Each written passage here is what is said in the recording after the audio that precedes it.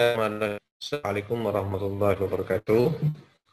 Alhamdulillah, pada pagi hari ini kita dalam kuliah SKBI, Studi Kelayakan Bisnis Islam. Mengawali kuliah pada pagi hari ini, mari kita awali untuk keberkahan kita semuanya dan untuk kemanfaatan ilmu kita dengan membaca Basmalah. Bismillahirrahmanirrahim. Pada minggu yang kemarin kita sudah berbicara tentang investasi. Pada pagi hari ini kita akan lanjutkan tentang jenis-jenis risiko, bahwa investasi yang dilakukan oleh kita selaku individu atau selaku pelaku usaha akan mengalami risiko. Jadi kemarin juga sudah saya sampaikan bahwa keuntungan yang kita peroleh itu sebenarnya karena adanya konsekuensi take risk, ya. Jadi mengambil risiko itu. Jadi misalnya kita belanja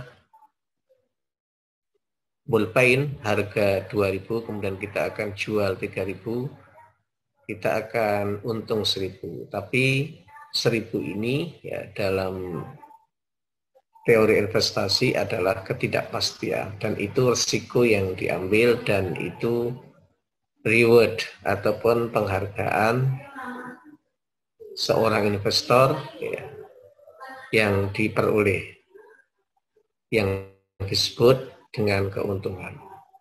Nah, dalam investasi itu ada beberapa jenis risiko. Yang pertama disebut dengan business risk ya, atau risiko dalam bisnis, yaitu bervariasinya penjualan perusahaan dan kemampuan untuk menjual berhubungan dengan dan dan perubahan kondisi makroekonomi. Jadi dalam melakukan bisnis sebagai salah satu bentuk investasi itu ada risiko bisnis. Hal itu diikatkan dengan perubahan selera konsumen. Jadi kita lihat banyak perusahaan ataupun bisnis yang kemudian harus mengakhiri ya, usahanya atau investasinya karena ada perubahan selera atau minat ataupun kebutuhan di dalam konsumen. Dulu orang jual kompor minyak itu laris sekali, tapi ketika kemudian ada perubahan ya dari konsumen, tidak lagi menggunakan kompor dari bahan minyak dan berubah dengan kompor berbahan gas, maka tentu kompor minyak itu kemudian tidak laku. Ini karena ada perubahan ya. Ada perubahan selera dari konsumen, termasuk makanan dan lain-lain, itu akan terjadi, risiko itu akan terjadi. Maka kita harus mengerti dan bisa membaca tentang perubahan konsumen tadi. Kemudian yang kedua, financial risk atau risiko finansial, risiko keuangan.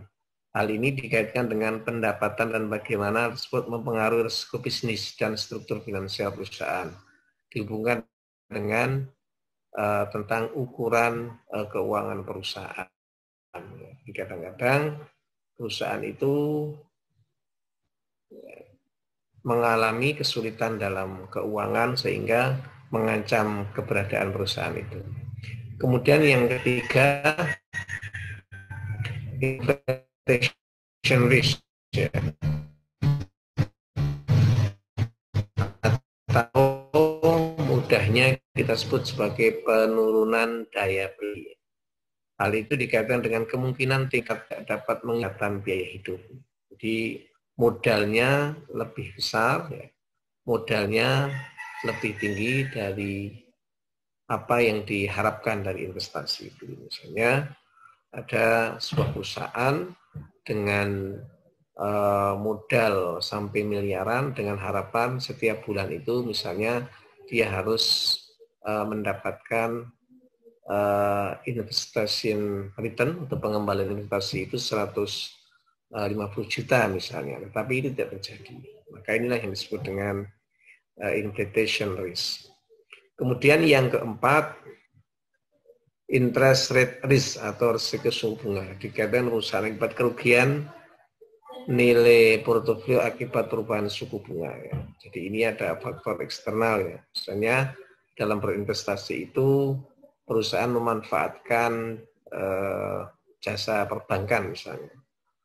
Nah kemudian tiba-tiba ada perubahan suku bunga yang tinggi misalnya pada saat dulu krisis ekonomi di tahun 1998. Akhirnya suku bunga naik dan tentu cicilan dari perusahaan itu akan mengalami kenaikan. Tentu ini kemudian mengganggu dari proses ya, tata keuangan yang sebelumnya telah direncanakan.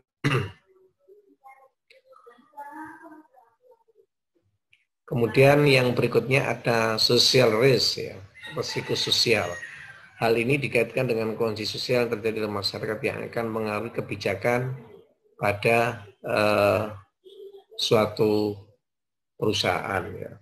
Jadi misalnya hal ini bisa terjadi pada saat masyarakat itu berubah ya secara sosial. Ya. Misalnya di era pandemi ini, di mana masyarakat tidak sebebas sebelum pandemi, bisa berwisata, bisa keluar dengan nyaman. Ya. Tentu pada saat pandemi ini, semua masyarakat harus mengikuti protokol kesehatan, harus banyak di rumah. Ya. Tentu kita lihat banyak perusahaan-perusahaan yang selama ini atau tempat wisata dikunjungi tidak lagi seramai dulu. Orang banyak memanfaatkan dengan alat transportasi online atau cara bisnis online. Ini ada risiko sosial. Kemudian yang berikutnya ada foreign exchange risk ya, risiko nilai tukar ya, mata uang. Dikaitkan dengan kemungkinan terjadinya kerugian akibat perubahan secara relatif nilai mata uang dunia. Misalnya dolar ya. Di perusahaan-perusahaan yang banyak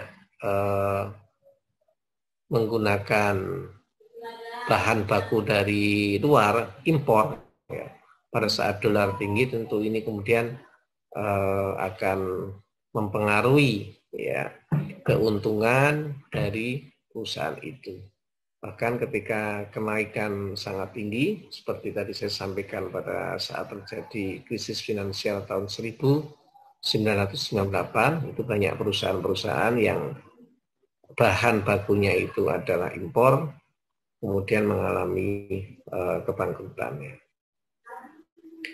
Kemudian yang berikutnya ada political risk, ya, risiko karena situasi politik. Ya. Hal itu dikaitkan kemungkinan pemerintah luar negeri ikut campur dalam kegiatan perusahaan maupun kondisi dalam negeri yang tidak kondusif bagi dunia usaha. Jadi pada saat terjadi konflik, ya, misalnya contohlah di Myanmar misalnya ya, pada saat terjadi kudeta, kemudian demonstrasi di mana-mana, nah tentu kondisi politik yang ricuh seperti ini akan mengganggu investasi, kenyamanan investasi, dan tentu ini bagi perusahaan akan mengalami kesulitan. Ini adalah risiko politik. Nah, oleh karenanya memang dalam dunia ekonomi itu stabilitas politik itu kemudian menjadi sangat penting ya, karena ya di situ kaitannya keamanan dan juga kenyamanan konsumen dalam menggunakan produk-produk tertentu. Kemudian ada naturalis ya, risiko alam ya. Seperti apa yang dimaksud risiko alam? Ya seperti pandemi ini. Orang tidak pernah nyangka dan di dalam buku ekonomi manapun dan profesor ekonomi manapun tidak pernah menduga kalau kondisi ekonomi akan terjadi seperti ini. semua negara yang mengalami minus pertumbuhan ya, dan juga mengalami banyak hal, banyak perusahaan yang tutup karena konsumennya turun ya, pengangguran juga tinggi, termasuk kemiskinan itu karena diawali dengan kondisi ekonomi yang berubah ya. Hal itu karena pandemi. Inilah yang disebut natural risk, risiko alam yang tidak bisa diprediksi secara matematis atau secara rasional gitu ya oleh para pakar sekalipun. Nah, ini beberapa risiko yang tentu harus dipertimbangkan bagi seorang pengusaha atau investor ya. Dan ini juga selain pandemi COVID-19 ini ada banjir misalnya di Jakarta, di Jawa Barat, di Jawa Tengah. Ini juga hal-hal yang tentu akan mempengaruhi. Meskipun di sisi lain ada produk-produk itu kemudian yang dibutuhkan ya. Misalnya ada perusahaan di Malang itu, dia adalah perusahaan garmen. Kemudian pada saat pandemi, konsumsi ataupun kebutuhan masyarakat terhadap pakaian itu kemudian menurun ya. Maka perusahaan itu kemudian beradaptasi, menyesuaikan dengan memproduksi alat-alat yang dibutuhkan dalam menghadapi COVID ini. Maka perusahaan itu kemudian dapat mampu lagi memproduksi dan bisa selamat dari mem-PHK para karyawannya.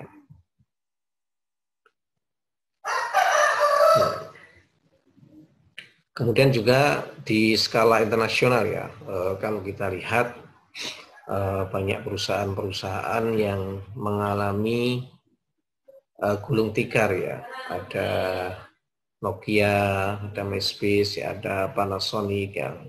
Nah, Panasonic itu dulu di elektronik perusahaan yang paling terdepan ya, tetapi kemudian ada masalah. Kemudian Kodak ini ya, kemudian Sony Ericsson, kemudian pesawat Adam Air ini sekarang sudah almarhum ya. Nah, coba nanti Anda bisa melihat ya atau menganalisis kira-kira dari perusahaan-perusahaan ini mengapa kemudian dia mengalami kebangkrutan atau tidak eksis lagi, ataupun apa yang dilakukan mereka sehingga bisa eksis.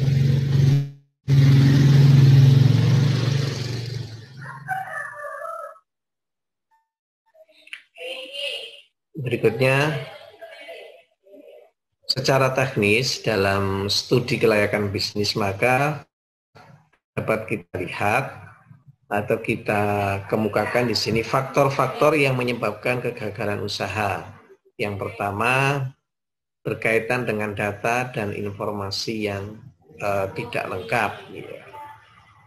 Misalnya informasi tentang kebutuhan konsumen, kemudian informasi tentang kompetitor ya. Jadi di Indonesia ini, ya misalnya kalau kita akan memproduksi masker misalnya, dulu begitu ya, rame-rame orang kemudian bikin masker, maka ketika Anda ingin berinvestasi atau berbisnis membuat masker, Anda harus memiliki data. Kira-kira saat ini perusahaan yang sudah ada itu sudah mencukupi atau masih kurang terhadap kebutuhan masker misalnya di masyarakat ya. Maka data ini kemudian sangat penting sekali bagi permulaan sebuah perusahaan itu. Inilah kemudian pentingnya ada studi tadi, studi kelayakan tadi. Kalau ternyata perusahaan masker ini sudah sangat banyak, maka perusahaan itu disebut sebagai yang akan kita dirikan itu menjadi perusahaan yang tidak layak untuk dilanjutkan. Ya. Artinya tidak visible lagi, tidak layak lagi. Kemudian ketelitian juga sangat penting. kemudian adanya salah perhitungan, ya. Maka bagi calon investor harus cermat sekali untuk menghitung baik kaitannya keuntungan ataupun kebutuhan, kemudian juga perhitungan tentang karakter konsumen itu sangat penting. Kemudian pelaksanaan pekerjaan yang salah, ya. Jadi informasinya tidak bagus, sudah teliti, perhitungannya sudah matang, tetapi apa yang dilakukan itu tidak sesuai, ya, tidak sesuai dengan planning yang awal, itu juga dapat menyebabkan sebuah usaha itu adalah menjadi gagal. Lingkungan ini juga harus diperhatikan, ya, karena kalau lingkungan ini berubah, ya misalnya kita membangun gedung gitu, ya, tapi kita tidak memperhatikan bahwa lingkungan di sekitar itu tanahnya labil misalnya, sehingga bangunan yang sudah dibangun sebagai modal awal itu mengalami keruntuhan misalnya. Nah, ini juga nanti akan menyebabkan usaha yang kita rintis itu mengalami kegagalan. Juga ada unsur kesengajaan, itu juga ada. Jadi ini ada permainan, misalnya perusahaan itu sudah diasuransikan. Nah, untuk mendapatkan ganti itu kemudian ada upaya, ya, untuk membuat force majeure. Jadi ada sebab di luar kemampuan teknis, ya, kemampuan manusia, itu apa yang disebut dengan musibah. Kemudian perusahaan itu mendapatkan keuntungan. Ini ada unsur kesengajaan. Baik, kemudian berikutnya sekarang secara teknis, ya. Apa yang disebut dengan studi kelayakan bisnis itu?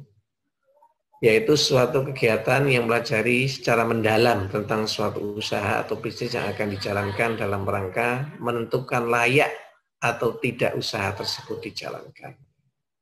Jadi kegiatan yang mempelajari secara mendalam, ya. Karena mendalam maka aspek-aspeknya itu harus ada yang nanti akan didiskusikan dalam kelompok kelas. Niatnya mendalam itu berkaitan dengan aspek yang sangat luas atau multidimensi. Nah, kemudian mempelajari secara mendalam artinya meneliti secara sungguh-sungguh data dan informasi yang ada. Kemudian diukur, dihitung, dianalisis dengan metode tertentu. Diukur, setelah itu dihitung, dianalisis dengan metode tertentu. Sehingga nanti kesimpulannya apakah perusahaan itu layak apa tidak. Kemudian berikutnya kelayakan artinya penelitian yang dilakukan untuk menentukan apakah usaha yang akan dijalankan dapat memberikan manfaat yang lebih besar dibandingkan dengan biaya yang dikeluarkan. Ya, jadi banyak juga perusahaan rintisan itu yang mengira gitu, ya, yang mengira perusahaan itu akan mengalami keuntungan yang banyak, ya. Jadi memang misalnya contoh, ya, usaha budidaya lele itu memang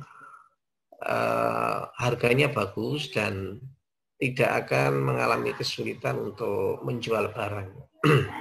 Tetapi kalau dilihat dari modalnya, ya, terutama usaha perikanan di Jawa, di mana makanannya itu sangat mahal, ya, makanan yang sudah jadi atau pelet itu, ya. Nah, tentu ini berbeda dengan di daerah lain, misalnya di Sulawesi sana. Di Sulawesi hampir semua pengusaha perikanan, terutama lele itu umumnya adalah sukses. Karena apa? Karena bahan makanannya itu bisa didapatkan dengan cara yang gratis, ya. Nah, ini karena kaitannya dengan perilaku orang Sulawesi itu tidak mau makan kepala ayam, usus, dan jeroan-jeroan, tidak mau. Itu adalah hal yang tidak baik. Nah, kemudian itu dimanfaatkan oleh para peternak itu ya, dimanfaatkan oleh para investor dalam budidaya ikan lele itu ya. Nah tentu kalau di Jawa sulit ya, karena usus, kemudian kepala, jeroan itu semuanya dimanfaatkan dan bisa diuangkan gitu. Nah ini ada perbedaan apa namanya kondisi dan tidak bisa disamakan. Maka kita tidak bisa melihat orang Sulawesi, daerah Sulawesi dengan di sini ada perbedaan itu. Kemudian bisnis artinya usaha yang dijalankan dengan tujuan memperoleh keuntungan. Jelasnya seperti yang kemarin saya sampaikan. Hal-hal yang perlu diperhatikan oleh tim studi kelayakan bisnis, kelengkapan dan keakuratan data dan informasi yang diperoleh, tenaga ahli dalam tim studi, ya, maka harus ada tim, harus tangguh penentuan metode dan alat ukur yang tepat, loyalitas tim studi kelayakan bisnis, nah ini sangat penting, jangan sampai ada data-data yang keliru, maka tidak boleh ada orang yang mengkhianati ya dalam proses pembuatan itu. Jadi kadang ada orang ya, satu tim itu ternyata kok bisnis ini bagus, kemudian dia membuat data yang salah, kemudian perusahaan itu tidak jadi berdiri, kemudian dia keluar dan membuat sendiri. Ada juga seperti itu. Maka dalam membentuk tim itu, melakukan bisnis memang orang-orang yang memiliki loyalitas tinggi terhadap.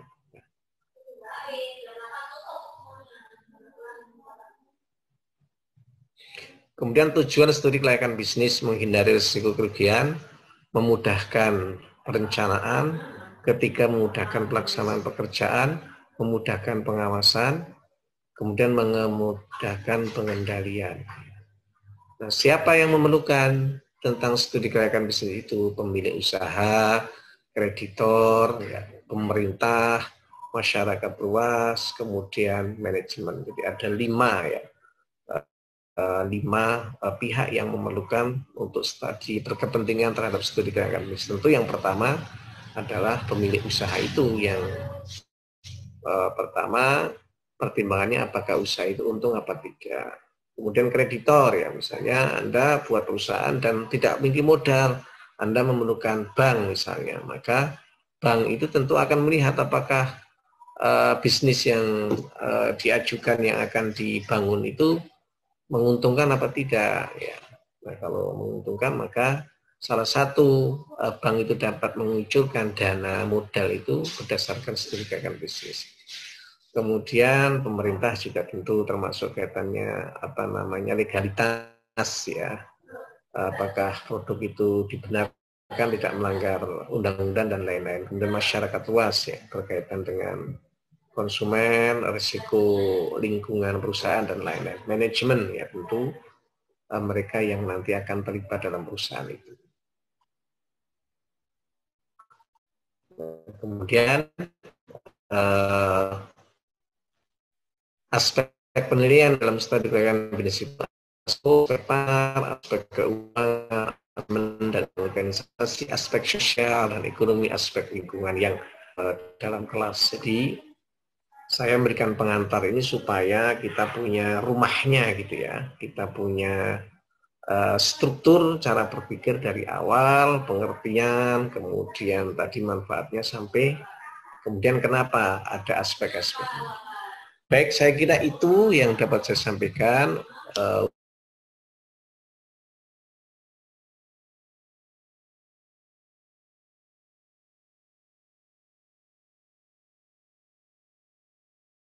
Setiap aspek dalam studi kelayakan bisnis.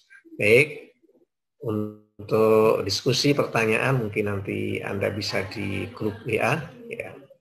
Dan nanti absen bisa di grup WA ini setelah Anda membaca ataupun mengikuti kuliah ini di grup WA. Saya kira itu yang dapat saya sampaikan untuk keberkahan kita. Marilah kita tutup kuliah kita ini dengan baca Alhamdulillah. Alhamdulillahirabbil alamin. Assalamualaikum warahmatullahi wabarakatuh.